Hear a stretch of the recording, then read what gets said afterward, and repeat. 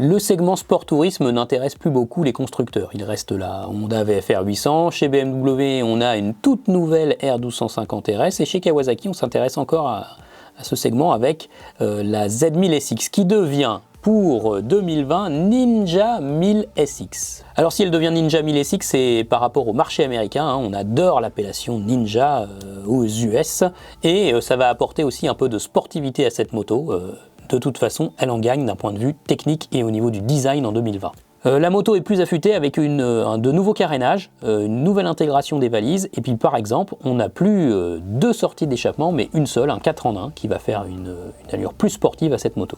Mais dans le même temps, Kawasaki a quand même travaillé sur le confort, hein, parce que le but de cette moto, c'est de pouvoir abattre du kilomètre dans un grand confort. Donc les sièges pilote et passagers ont été revus avec une mousse plus épaisse pour plus de confort, et la protection du carénage a été accrue. La bulle est toujours réglable sur plusieurs positions.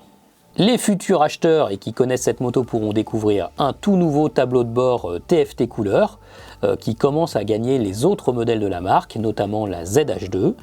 Sur ce tableau de bord, ils pourront découvrir aussi les nouvelles assistances, hein, parce que cette nouvelle Ninja 1000 SX gagne un peu en électronique, à l'image de la Versys 1000, qui avait vraiment progressé sur la question en 2019.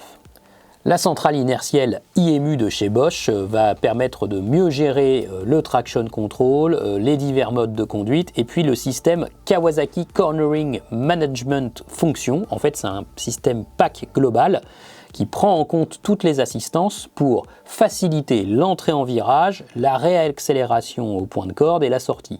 C'est un package complet entre toutes les assistances électroniques. Côté agrément, on a la présence d'un Kawasaki Quick Shifter qui fonctionne à la montée comme à la descente des rapports, et aussi la présence du régulateur de vitesse. Ça, c'est très appréciable, hein, surtout sur une moto aussi véloce, de pouvoir réguler sa vitesse, notamment sur autoroute. La Ninja 1000 SX pourra également être connectée à votre smartphone pour accéder à toutes sortes d'informations très pratiques.